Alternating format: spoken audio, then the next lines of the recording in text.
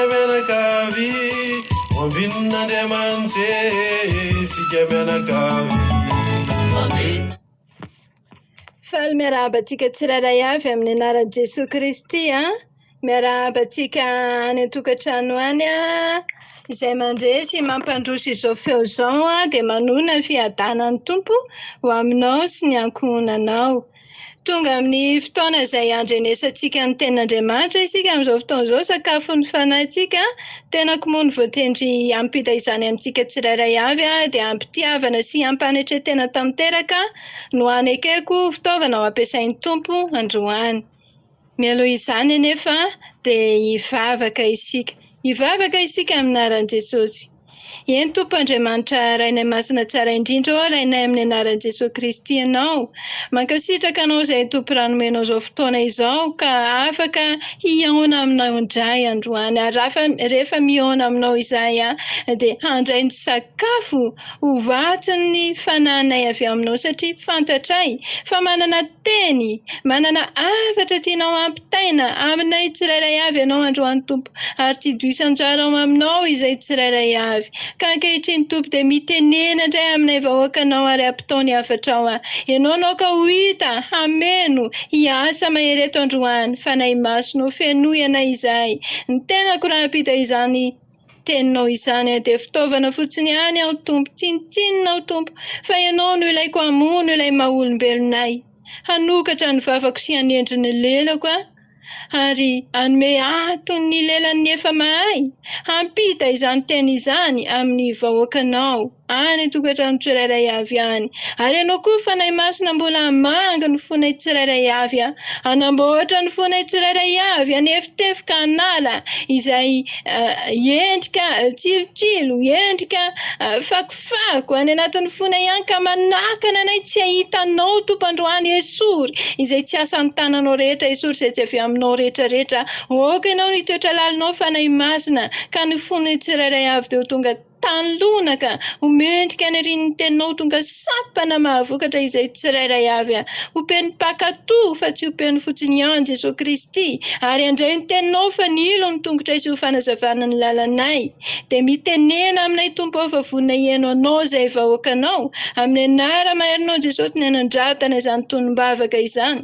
Mankasitraka indrindra Tompo atolotra ianao ny ady ambony indrindra voninahitra mandrakizay.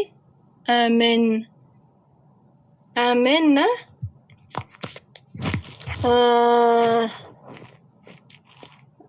Hijery tenin'Andriamanitra isika ry havana. Raha iso ampitiavana ary ny baibolinao baiboly protestanta malagasy moa no ampiasaiko hamakiana ny tenin'Andriamanitra ampita amintsika tsirairay avy izay ombonantsika ihany koa. Raha iso ampitiavana ny baibolinao ao amin'ny Matio 7 dia ry amin'ny 7:11 hatramin'ny 5:10 no vakitsika amin'ny anaran'i Jesosy Kristy. Mandra-piomakoa manao dia ampitako amintsika ihany ny thème hoe fanambinana. Izay ny lohahevitra antsika fanambinana. Dia andao ary ho vakitsika ny tenin'Andriamanitra Matio 7 dia ny 7:11 hatramin'ny 5:10 izay aloha no vakitsika amin'ny anaran'i Jesosy Kristy. Soramandry moa hoe ny nanaovany Jaona Batisa any Jesosy. Anaran'i Jesosy ary tamin'izany Jesosy dia avy tany Galilea ka tonga teo amoron'ny Jordana dia nanantona ny Jaona izy mba hataony Batisa. Fa Jaona nandahy azy ka nanao hoe izao ny tokony ataonao Batisa ka ianao indray va no mankaty amiko. Fa namaly Jesosy ka niteny taminy hoe ekeo ihany ankehitriny fa izao no mety amintsika ahatanteraka ny fahamarinana rehetra ka tenekeny izy. Amen. Amen. Voninahitra ho an'Andriamanitra. Izay ny tenin'Andriamanitra ampitaina amintsika hangalantsika ity hafatra ity dia ny hoe ity thème ity dia ny hoe fanambinana. Izany hoe hitantsika tao anatin'ity fotoana ity tamin'ity fotoana ity fa raha nanantona ny Jaona tao Batisa i Jesosy raha teo ampanaovana Batisa izany Jaona aloha mazava ho azy. Dia nanantona koa Jesosy. Dia hitantsika tao anatin'izany fa sarotra tamin'ny Jaona ny nanaiky. Nandà avy hatrany moa izy. Ary rehefa nandà izy dia niteny hoe izao no tokony ataonao batisa ka ianao indray vany mankaty amiko. Hitantsika manoloana izany zavatra izany dia inona moa ny antonona andavantaona? Satria Jesosy Kristy ilay efa notoriany, ilay mahery noho izaho izy, ka tsy mendrika ozy na dia hamany fiakapany aza. Misy ao aoriana koa izy izay tsy fantatrareo. Raha nanao batisa i Jaona mpanao batisa moa izy ity, any amin'ny Jaona toko voalohany any, any misy izay tantara izay, dia nitory sy nanambaran'i Jesosy Kristy izy tamin'izay fotoana izay, ary niteny izy tamin'izay hoe ilay avy aoriako dia efa tonga eo anoloako izy tsy mendrika aho na dia hamany fiakapany azy, ka izany nahatonga azy nandà teto. Hoe tsy mendrika zany izy no hanao batisa an'i Jesosy Kristy koa, satria Jesosy no tokony hanao batisa azy. Fa namaly Jesosy ka niteny taminy hoe ekeo ihany ankehitriny fa izao no mety amintsika tanteraka ny fahamarinana rehetra ry havana. Mety miampita aty amintsika sy ianao, aty amiko sy any aminao koa izany tenin'Andriamanitra izany. Mety misy toerana nametrahana nanendrenantsika sy ianao. Mety hoe sarotra amintsika sy ianao. Mety hoe mavesatra amintsika sy ianao ny adidina nandraikitra izay nampandreketina antsika. Mety hoe mavesatra misy andraikitra nomenantsika na misy toerana nametrahana antsika. Dia eo tsika misarotra amintsika manatanteraka azy dia mametraka excuse isika. Mametraka olana isika. Satria tsika tsy vonona ny anatanteraka izany mihitsy. Tsy vonona handray andraikitra isika mety hoe amin'ny maha olombelona antsika. Dia mahatsiaro adidy mavesatra isika. Fa ny tenin'Andriamanitra eto dia miteny miantefa amiko sy aminao. Miteny hoe ekeo ihany ankehitriny, ekeo ihany ankehitriny na dia tao mafy aminao aza, na dia tao sarotra aminao aza. Jesosy Kristy koa anie ry havana nanaiky efa tany amin'ny toeram-boninahitra izy, efa tena tany amin'ny lapa tsara izy tamin'ny toerana nisy azy. Fa nanaiky izy nihetry, nampidinina tetỳ ambonin'ny tany, nitafy ny maha olombelona, nakanofo. Fa tsy nandà izy fa nanaiky.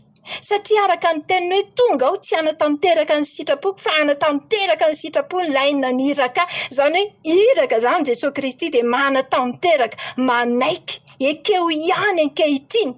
Mampianatra antsika koa Jesosy Kristy satria isika izao sy ianao ilay iraka solon'i Kristy. Dia mampianatra antsika koa izy androany hoe ekeo ihany ankehitriny na dia atao hoe sarotra amintsika aza ilay toerana. Jesosy Kristy tsy nandà. Marina hoe ety ambony ity tany be faharatsiana, olombelona mpanota, olombelona mbola nafana tao hoe miosopotaka ny fahotana nafana ity. Mety hoe tsy mora ilay andraikitra. Mety hoe tsy mora ilay izy. Fa izao hoe tsy izay tiany na sitrapony no atao, fa ny sitrapony ilay naniraka azy. Ka izao mety hoe tsy mora amintsika sy ianao koa fa mety hoe sarotra amiko sy aminao. Ilay andraikitra nomenantsika, ilay adidy nomena ho sahantsika, ilay toerana ametrahana antsika mihitsy mety hoe mavesatra be na hoe sarotra amintsika sy ianao ny anatanteraka andraikitra eo amin'ny toerana io. Misy anjara ohatra hoe anjara asa fanompoana ve? Na any anivon'ny fiangonana, na any anivon'ny fikambanana na hoe anjara asa eo amin'ny aranofo ve? Anjara adidy tsy maintsy antsoroana, tsy maintsy sahanina ve? Dia sarotra amintsika manatanteraka azy. Fa izao hoe mety misy takiana hoe tsy izay tiantsika na hoe izay sitrapontsika no tanterahana. Takan'i Jesosy Kristy hoe tsy hanatanteraka ny sitrapoko fa ny sitrapony ilay naniraka. Ka miantefa amintsika ny tenin'Andriamanitra. Na dia tao sarotra na dia tao mavesatra, ekeo ihany ankehitriny. Fa izao no mety amintsika hatanteraka ny fahamarinana rehetra, izany hoe miara-miasa amin'ny Jesosy Kristy izany. Miara-miasa mba hatanteraka ny fahamarinana rehetra dia miara-miasa iraka solon'i Jesosy Kristy isika. Misy fiaraha-miasa takiana ao anatin'izany. Raha hijery ohatra vitsivitsy sika ry havana, dia hitantsika be dia be ny ohatra milaza ny tenin'Andriamanitra mba hahatonga antsika hoe hanana fanahy fankatoavana. anana fanahy mahay manaiky, anana fanahy tsy mandahy, hiala amin'ny fanondavana sy ny fametrahana excuse. Ohatra fotsiny zao any amin'ny Jaona toko roa de ny andininy Jaona toko faharoa ny andiny fafito valo misy an'ilay fampakaram-bady tany Kana iny. Mampatsiahy kely antsika fotsiny fa nisy andraikitra nasain'i Jesosy nataon'ny mpianany tao mba hanovy rano ny siny. De nandroso izany nanolotra izany teo amin'ny mpiandraikitra mpitantana ny fanasana teo amin'ny mpikarakara zany. De nandroso izany hoe nanova ilay rano divay. Mety hoe sarotra tamin'ny mpianatra nanatanteraka an'ilay izy satria rano no nasain'i Jesosy nitovozina namenoana ny siny teo rano. De mety tonga saina ihany ny mpianatra tao anatin'izany hoe ahoana ary zao? Hoe rano asaina fenoana rano ny siny de asaina hoentinay de ho aroso ery amin'ny olona ery.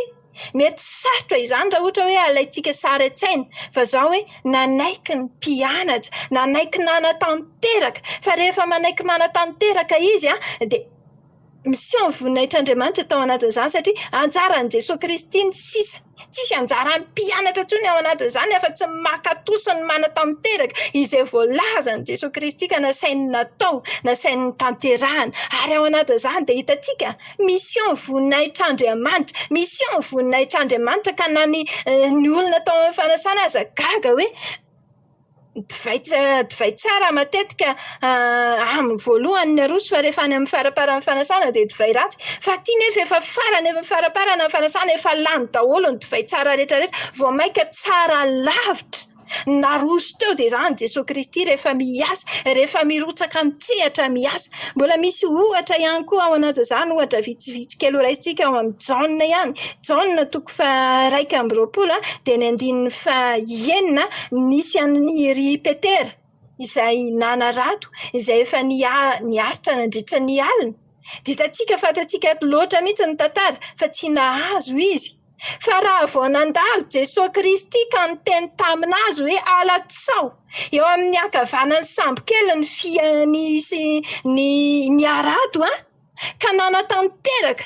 Na de ataotsika hoe efa kivy aza Petera efa kivy, mety hoe efa niaritra hanohanana, efa niaritra hatsika nandritra ny alina. Niaritra tao anatin'ny aizina teo tany anaty rano fa tsy nahazo na inona. Fa rehefa nahitan'i Jesosy Kristy nandalo izy ka nanatanteraka ny tenin'i Jesosy Kristy ka tsy nisalasala, tsy nametraka excuse. Mety niteny ihany izy hoe efa hatramin'ny alina anie zahay ry Tompo, nanarato teto tsy nahazo izahay. Fa noho ny teninao de ho alatsaka ihany ny arato fa inona ny hitantsika tao anatin'izany? Raha vao nalatsa ny arato de nahazo, tsy zakany no bataina, tsy zakany, nahazo betsaka. Izany hoe fankatoavana sy fanekena ny tenin'ny Tompo de tena hoe nahita vokatra tsara izy tao anatin'izany.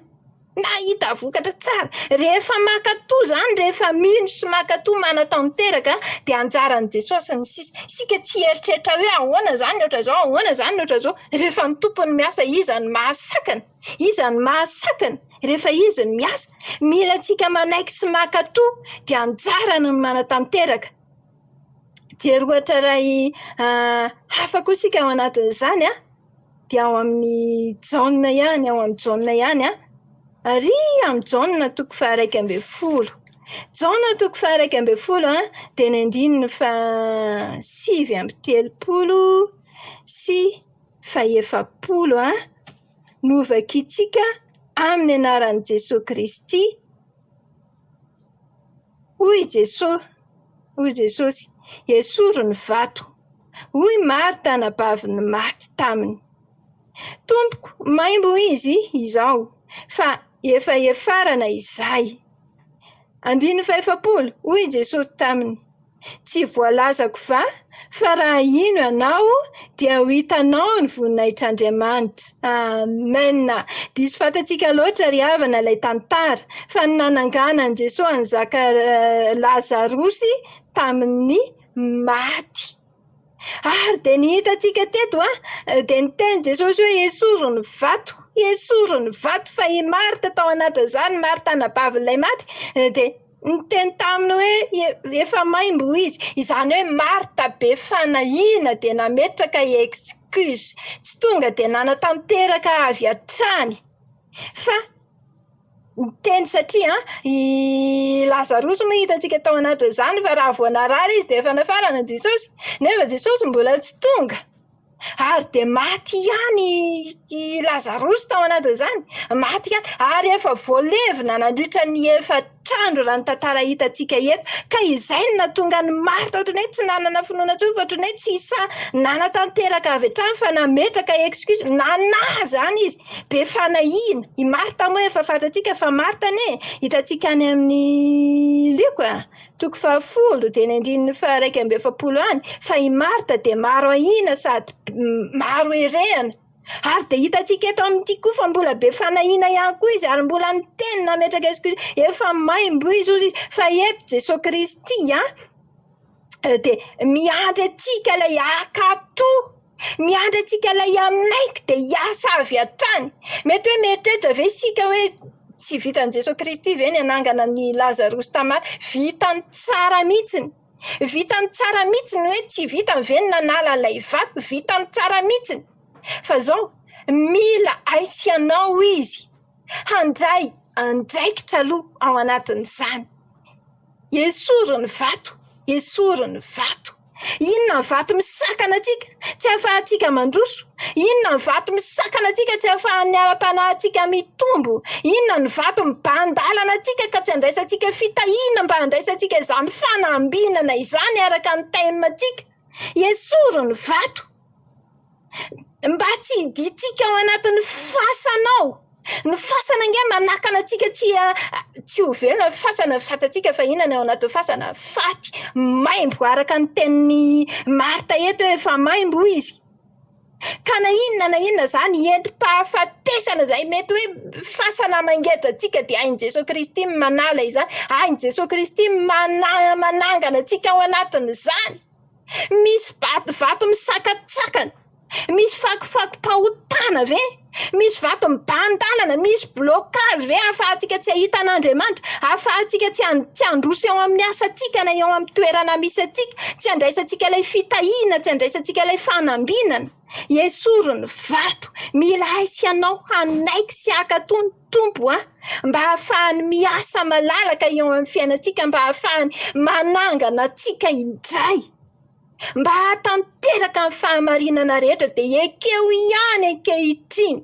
Hoy ny tenin'Andriamanitra, ekeo ihany ankehitriny.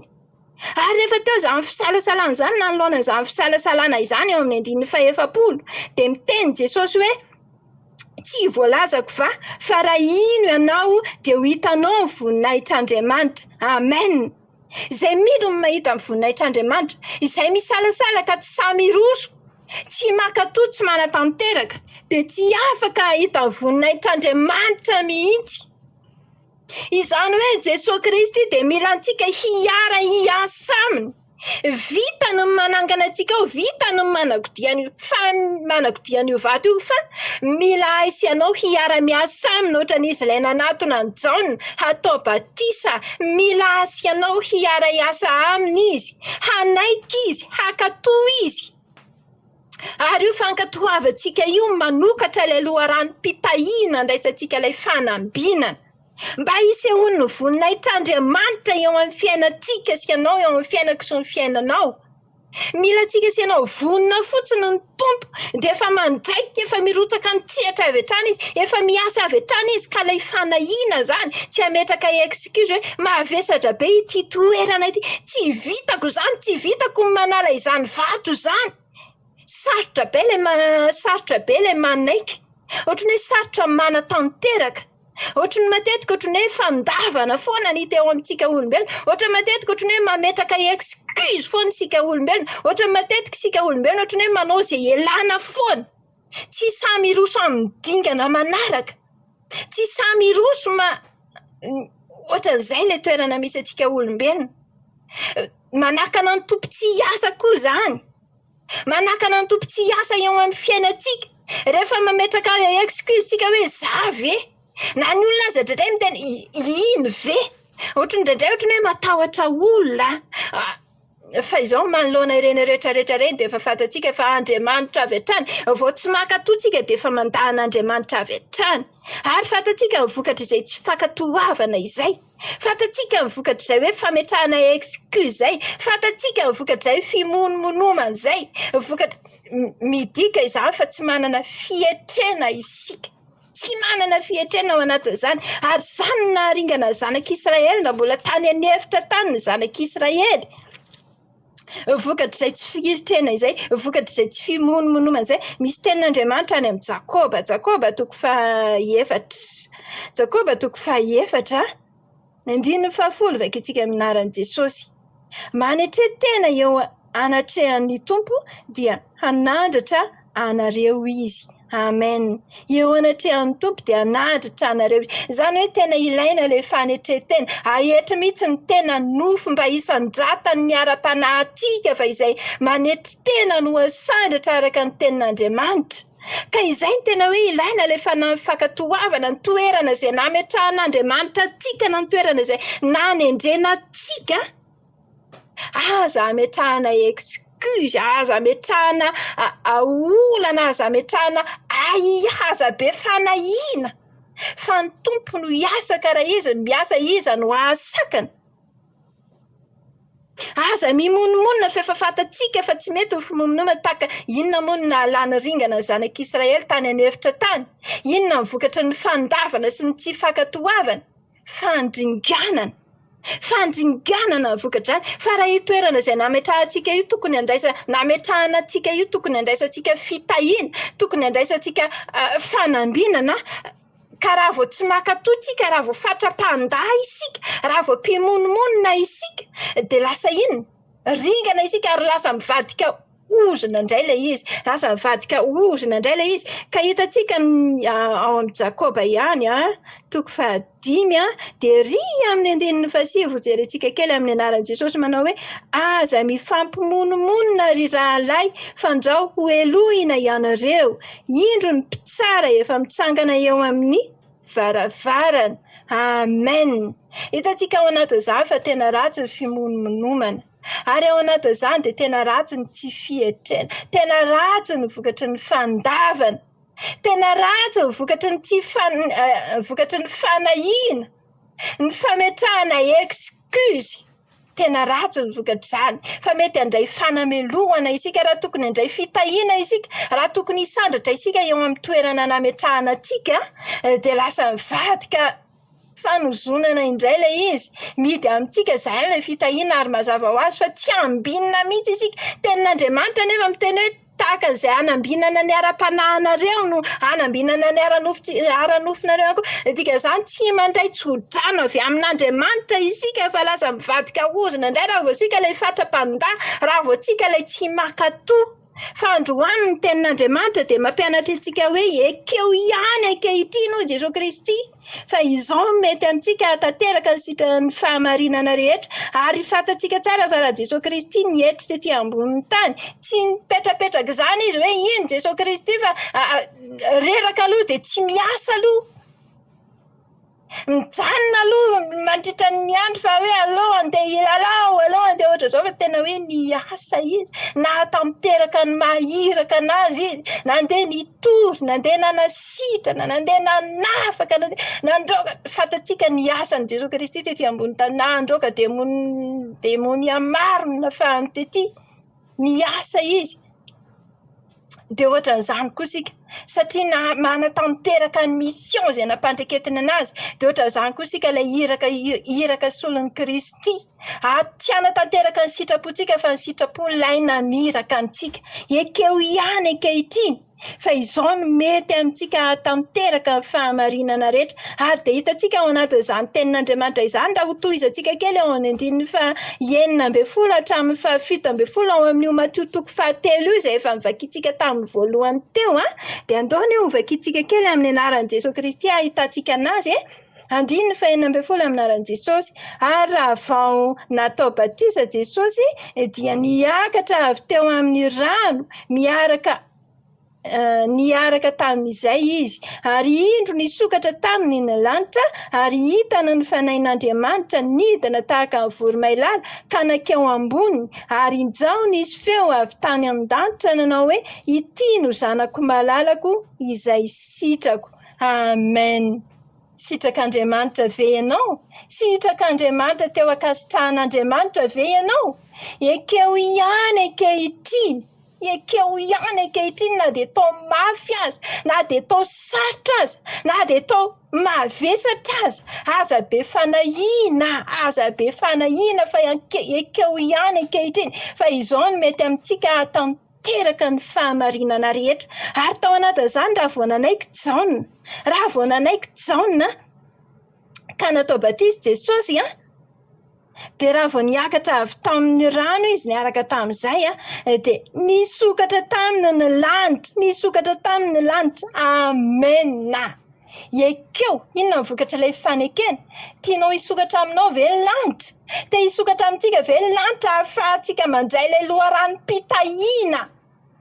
Hidina ny fanahin'Andriamanitra izay maka ny endrika tahaka ny voromailala.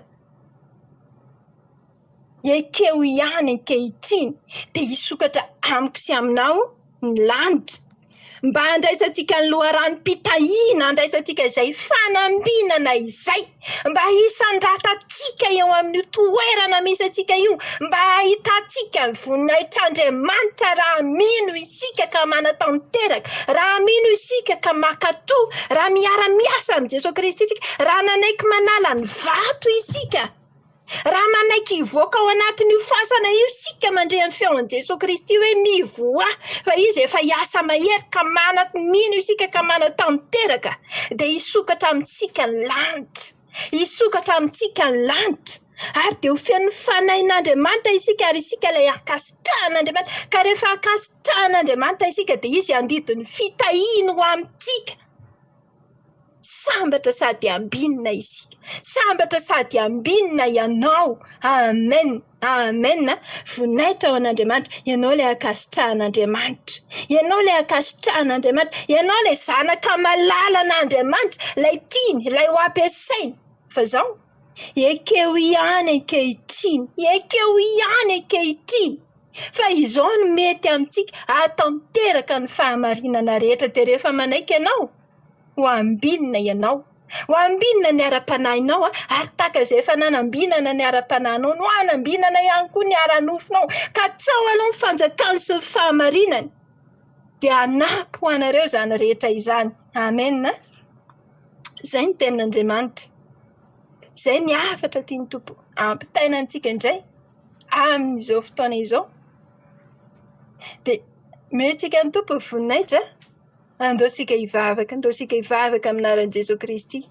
Eny Tompo Andriamanitra Rainay Masina tsara indrindra, mankasitraka anao izay Tompo, mankasitraka anao izay Ray. Raha afaka nandray ny feonao indray androany, mankasitraka indrindra Tompo fa afaka niteny anao nampita ny hafatra, nampianatra anay hanaiky mba handraisanay, hiatrehanay tena eo anatrehanao, handraisanay izany loharanom-pitahiana, loharanom-panambinana izany eo amin'ny fiainanay. Ampianaro izay Tompo akatoa, anatanteraka ny sitraponao, anatanteraka izay nanirahanao anay tsirairay avy mba hisokatra aminay lanitra, handraisanay ny loharanom-pitahiana, azahoanay ilay fanambinana mba ho ambinina ny ara-panahinay sy ny ara-nofinay rehetrarehetra dia miasa mahery Tompo eo amin'ny fiainanay ary ny teninao ho fanilo ny tongotra sy ho fanazavan'ny lalanay mba ho mpianim-pakatoa izay ka ho mpanatanteraka izay Jesosy Kristy, hamelanao hiasa malalaka eo amin'ny fiainanay mba ho sampana mahavokatra isan'andro izay, mba hahery isan'andro ny ara-panahinay ka tsy hanilika andraikitra izay tsirairay fa handray andraikitra rehefa miaraka aminao Jesosy Kristy dia miasa mahery Tompo ka misandrata eo amin'ny fiainanay tsirairay avy ary ampiasao izay. Dia mankasitraka indrindra Tompo fa hita ny voninahitao izay ao anatin'izany, tsy ho takona aminay ny voninahitao sy ny fahalehibiazanao. Dia atolotra ianao Tompo ny haja ambony indrindra voninahitra mandrakizay amin'ny anara maherin'i Jesosy Kristy. Amen. Amen. Voninahitra ao an'Andriamanitra, raha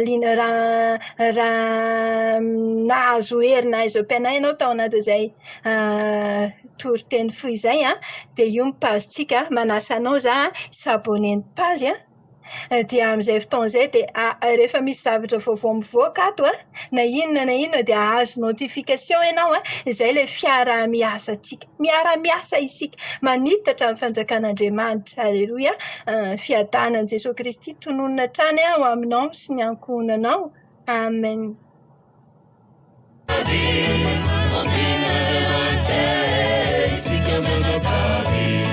Itayantsike ny ray ao ambony aneninkatsike ny fahasoavany Amin'Andriamanitra isika mianakavy Amin'Andriamanitra isika mianakavy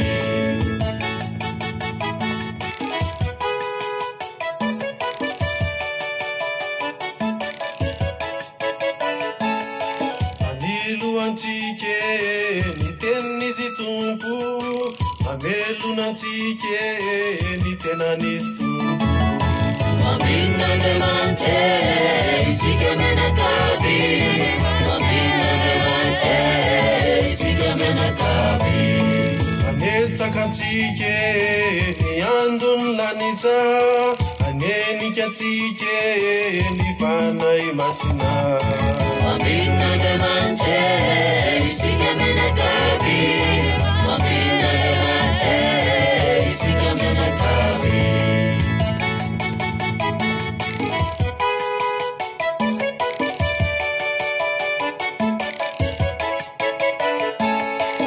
Tsodrano antsike andriamanitra ny ray sy ny zanake sy ny fanay masina Amin'Andriamanitra isika mianakavy Amin'Andriamanitra isika mianakavy Tantanandiatsike i Kristy itantanany fiainatsike i Kristy